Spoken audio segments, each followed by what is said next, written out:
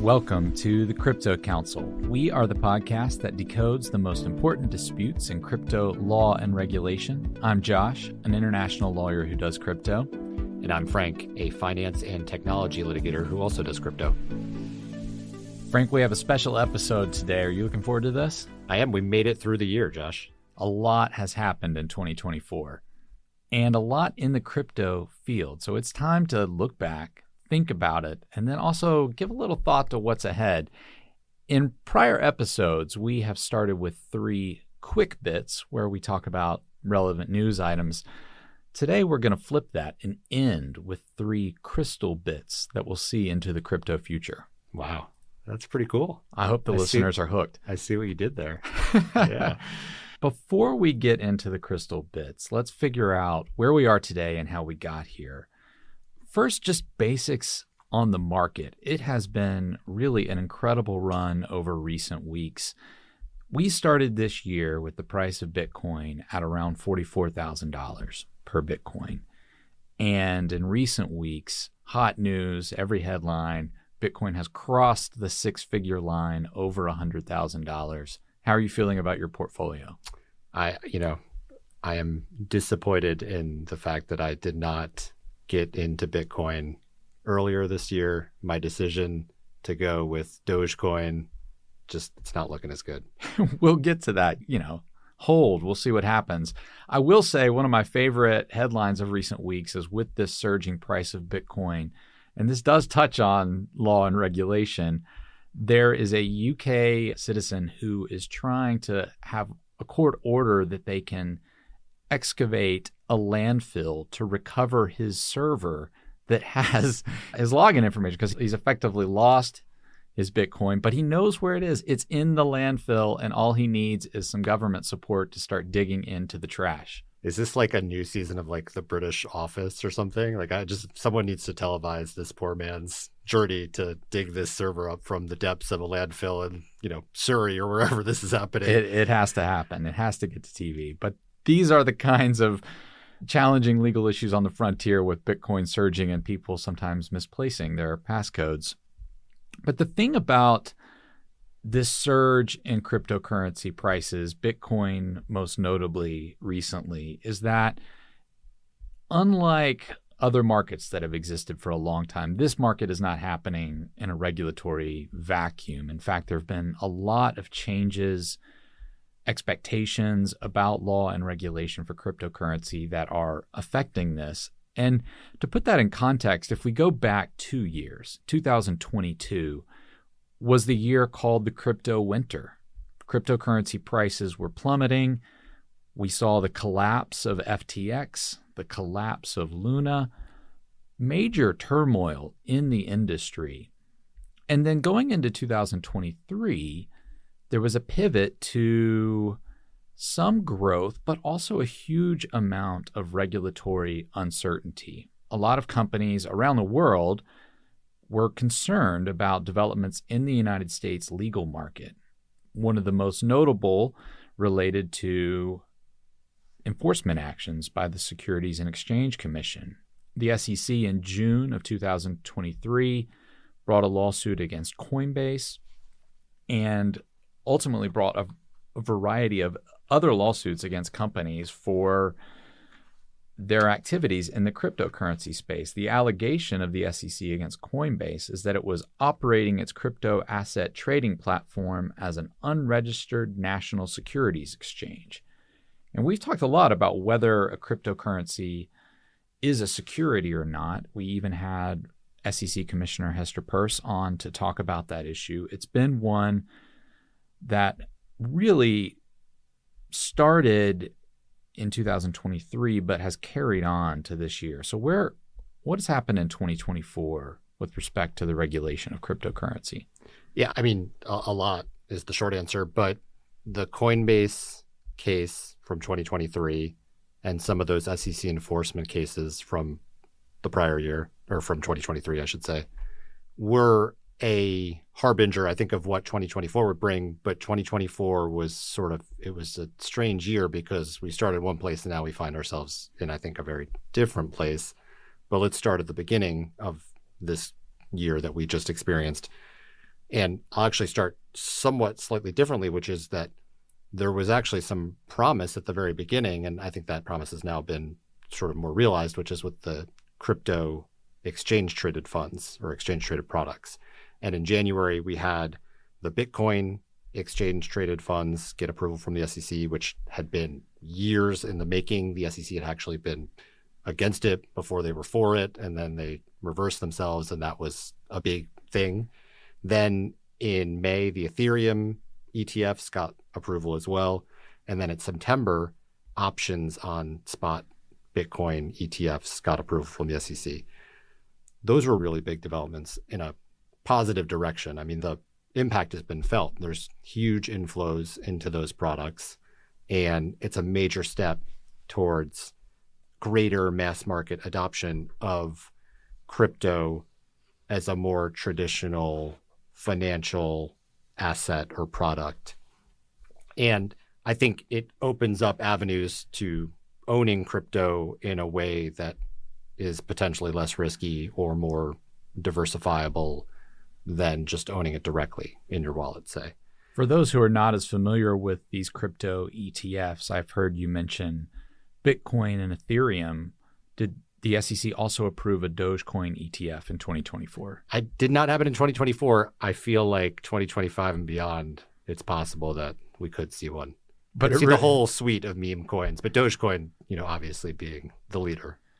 But it is interesting that it really was limited to those two cryptocurrencies. And why is that? Yeah, I mean, I can't speculate on what the SEC was thinking, but I think that they are two of the biggest coins that would allow that kind of exchange traded product to be viable and to solve for some of the liquidity concerns and the custodian concerns, because you have to have enough scale to make it a product that can trade in the way an exchange traded product does, intraday, just like a stock.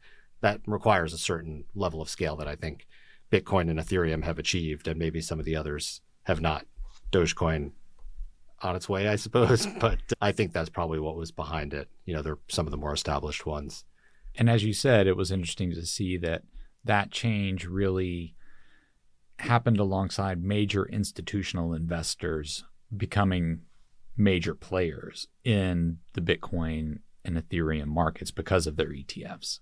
Yeah, I mean, having it as an ETF as opposed to just a direct, token type product or cryptocurrency opens up all sorts of avenues to more traditional finance players that weren't previously available. You can, use it for hedging and all sorts of other transactions that might open up new possibilities for using the ecosystems in a valuable way. So it was a really big deal. I mean, this was like, okay, the SEC has taken steps in a positive way forward. On the other hand, and you started with this with the Coinbase situation, the SEC also really ramped up in 2024 its enforcement actions against crypto through this, what we've, everyone's sort of come to call this regulation by enforcement. And at the same time, and I think this was the 2024 big headline item for a lot of people, the industry really struck back and started taking huge calculated swings at the agency and its authority to regulate crypto with really smart, well-tailored lawsuits by really big companies, big firms, big trade associations. In one case, the maker of a handbag that was using a token to promote sales on its product was actually the plaintiff, and that one has been one of the more closely watched cases. There was this existential fight that got drawn out in the federal courts over, can the SEC even regulate crypto? Because is it even a security in the first place? And let's put that to the courts and get the answer, because they're the ones that get to decide. So that was happening, and in fact is still happening, sitting here today in December of 2024.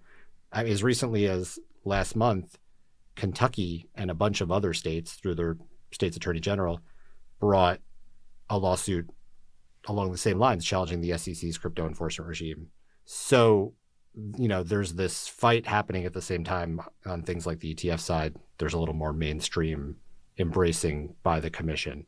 So those were two really big arcs that were happening during this year. And I know we're starting to see a little bit of a sense of kind of where that arc is bending. And I know you have some words on that, but it's still not obvious to me sort of where we're going to wind. And I think our crystal bits will touch on that too. It seems like a little bit of an inconsistency here because you had some certainty from the ETF authorization. At the same time, lots of enforcement actions. Why was the SEC approaching these issues differently? I mean, this is I think Chairman Gensler is probably the only person that could give us a true answer to why they chose that path. And it sort of underscores Coinbase's position in the litigation that we've been talking about, which is if you want to regulate this industry, just do notice and comment rulemaking. I mean, we had an amicus brief in the Third Circuit in support of Coinbase on this litigation, and others weighed in as well. The point was simply just do this the way that an agency would regulate through rules. But for whatever reason, the commission felt like it needed a more bespoke, every case deserves its own enforcement action. And the consequence of that was that no one knew whether their product, their currency, their token, their blockchain endeavor was going to be on the side of the coin that the SEC was okay with, or the side of the coin where the SEC said, no, you can't do that. Basically, stop, you're out of business. And so you had companies like this handbag manufacturer in Texas who threw up their hands and said, okay, I mean, before we invest a whole lot more in this, we're going to just bring this to the court and get some clarity. But it was a frustrating year in the sense of the SEC just failed to give any clarity on what it would enforce and what it would not. Perhaps ironically, though, some of those frustrations with respect to the SEC played out in a different lane of dispute, which was politics.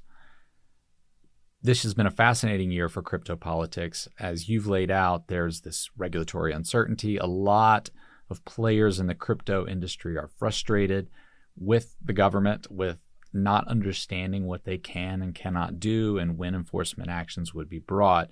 And that led to some major inflection points. And just to give a brief overview of what happened in 2024 in terms of politics, first and foremost, political giving. A huge swell of the crypto industry gave millions and millions of dollars to candidates who were pro-crypto. We were able to have as a guest on our show someone who runs a PAC that supports candidates that are pro-crypto. Really interesting to hear how the American people are starting to react to some of these crypto issues. And one thing I saw in person was in May of 2024 at one of the largest cryptocurrency conferences, Consensus, in Austin, Texas. The keynote speaker was RFK Jr. And there was a question to an audience, thousands of people at this convention. How many of you are single issue crypto voters? Now, obviously, it's a self-selecting crowd, but nearly every hand went up. And RFK at that time was channeling this support from the crypto industry. Now, fast forward a few months later, in July, in Nashville, Tennessee, the largest Bitcoin conference happens in the United States. Keynote speaker there, at the time, presidential candidate Donald Trump. And he came out with a forceful endorsement of crypto and Bitcoin. One of his lines was that the United States would be, quote, the crypto capital of the planet. So that's just a few months later. And how many voters is this affecting? Obviously, there's the political giving, which affects campaigns, but is it affecting actual voters? Well, there's been some polling over the year about the changes. And a couple points, it's really interesting to see how they intersect with crypto. So one was, what do you see as the single most pressing problem in America right now? And 1 in 4 responders said inflation. Set aside whether that's right or wrong, the perception is inflation. And crypto has long held itself out, Bitcoin in particular, as the antidote to inflation because there's a fixed supply. The government can't print Bitcoin. And at the same time, nearly half of the voters agreed that crypto and blockchain are the future of finance. So you have this change. Going back to the crypto winter in 2022, where I think the industry is struggling with mainstream acceptance, there is a trend toward that type of acceptance. At the same time, you have increased political giving. At the same time, you have increased regulatory uncertainty. And then during the election, most pro-crypto politicians won. And people will be trying to unravel that causation for a long time. But needless to say, where the U.S. government sits today after the election is very different with respect to crypto than what it has been for most of the year. Most prominently, perhaps, we can go back to the SEC. So what's happening at the SEC now, Frank? Yeah, so I mean, I don't know if this is last week, the week before, but in the last few weeks, we now have the name of the new chair that President Trump is going to be nominating. That's Paul Atkins. He's a name that's well known to most in the crypto industry and many in the just more traditional finance industry. He was an SEC commissioner under George W. Bush. He was not the chair. He was just one of the commissioners. And he's now going to lead the agency.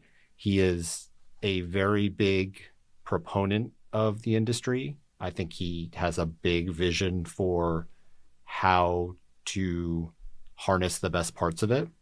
And he's going to be working with fellow commissioners that also share that view. Obviously, Commissioner Peirce is chief among them. So we're about to see an SEC that is definitely more crypto friendly. I think it's still an open question as to what that's going to look like, but conceptually, it's a big difference from what we had under Chairman Gensler. But as we know, conceptually sometimes gets complicated when it meets ongoing legal proceedings. So there are cases pending right now involving the SEC, many of them with the question, is cryptocurrency a security? What happens in those cases if you have a new chair? Do they go away? Do they change? What do you expect? It's a great question. I do not know what is going to happen with those cases, and for a couple of reasons. I mean, one is the changing of the guard at the SEC doesn't have any automatic effect on those cases. They're civil cases filed in federal district court. In order for them to go away or to end favorably, something between the parties among them, including the people that brought them. So some of these crypto companies, investors, trade associations, the handbag company, they have to be okay with that. And there are reasons to still continue to fight that existential fight about whether or not the SEC even has congressional authorization to do a whole heck of a lot around crypto or what it can do. So there's a world in which those cases continue. There's also a world in which the SEC, the new, more friendly SEC, and those parties come to some sort of understanding or agreement and agree to settle those cases, and then those cases go away.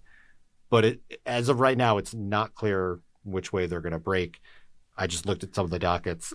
They're still moving forward as if nothing has changed. And obviously, it's not going to be until January where the new administration takes power. But I don't think we're going to have a clear answer in early 2025. I think it's going to take a little more time to work itself out. As is often the case with litigation, multiple parties, multiple complicating factors. But I think it's time now to peer into the first crystal bit. And I have a question specifically about the SEC, because a lot of the difficulty has arisen from the absence of rulemaking. So Frank, look into the crystal bit. Do you expect any progress toward rulemaking by the SEC in 2025? Yes, I do. I mean, I think if what Commissioner Peirce hinted at or told us becomes where we're heading, I think we'll see some innovation-friendly policies from the commission that allow blockchain and crypto enterprises to operate more freely. I don't know that's necessarily in the form of notice and comment rulemaking that establishes a comprehensive structure. I think that might be asking a lot right out of the gate. But I do think you're going to see, I mean, Commissioner Peirce has had policies that she's been promoting for a while now that she's been hoping to get into reality. I think you might see those or things like those start to be stood up by the commission, which would be a huge step forward. I also think to the extent there continues to be enforcement by the SEC with anything relating to crypto, it will be simply on obvious fraud as opposed to the more registration-driven problems that the Gensler SEC was focused on. And that is probably a good thing. It's certainly good for crypto, but also I think it will naturally attenuate the regulation by enforcement problem that existed under this outgoing SEC. That development is starting to cause a second crystal bit to become clear for me, which is that geopolitics and international investment is going to have a shift. What has happened over the past year plus because of this regulatory uncertainty is that a number of companies have actively avoided the U.S. market. They don't want the risk of those enforcement actions. Some trading platforms do not permit U.S. citizens to participate to protect those companies against potential jurisdiction arguments in the U.S. courts. I think we're going to see a major shift in that. If there is a policy move, and we expect there will be, that is more pro-crypto, that has more clarity about what the regulatory environment is going to be, we will see a return of investment flowing into the United States. And I'm going to give an interesting case study on this, which we had as a guest a government official from El Salvador. El Salvador, as many know, has made Bitcoin a national currency.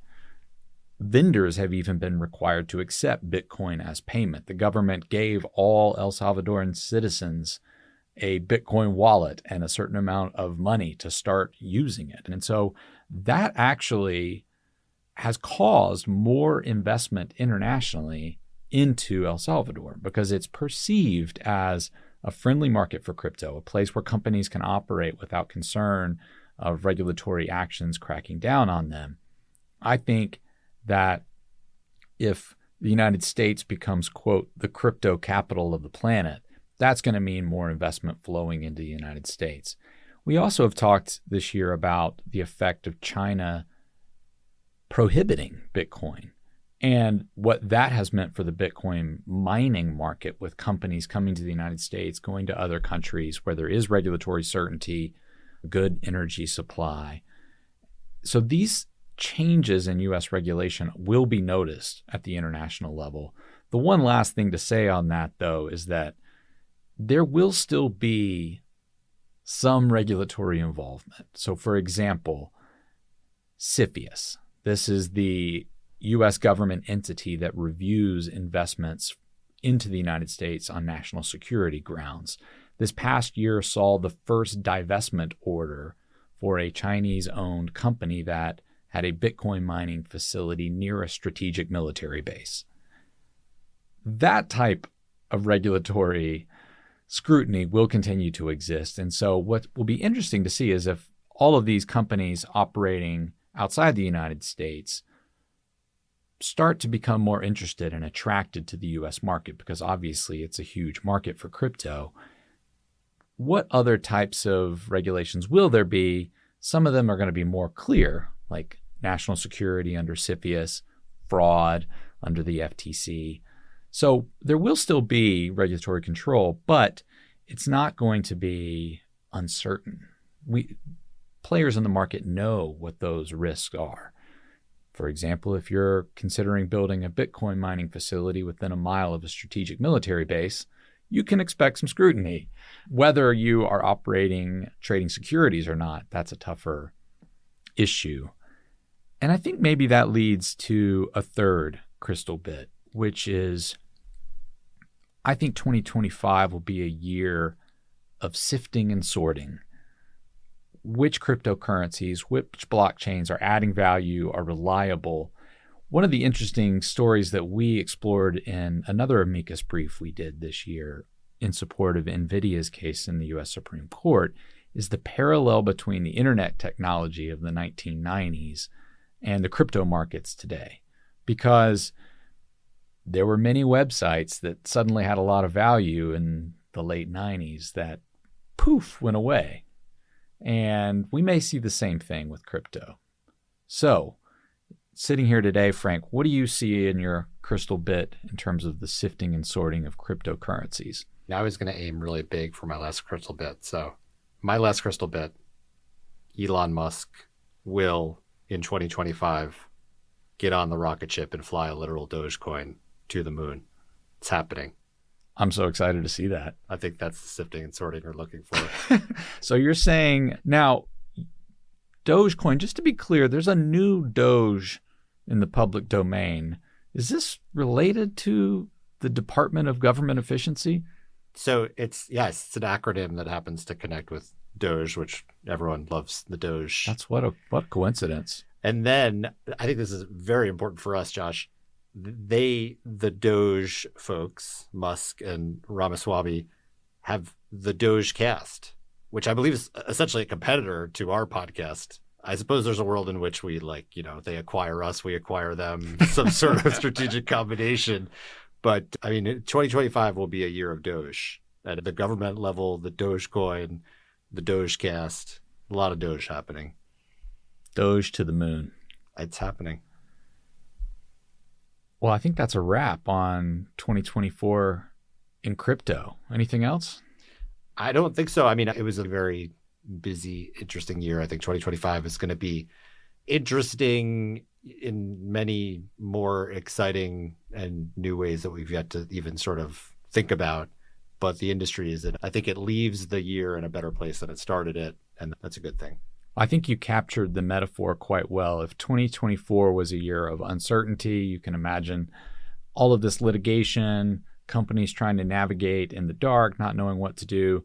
2025 is a clearer trajectory, more opportunity for companies to grow and establish themselves on the market, even by flying Dogecoin to the moon. Here's to hoping. See you all in 2025. Indeed.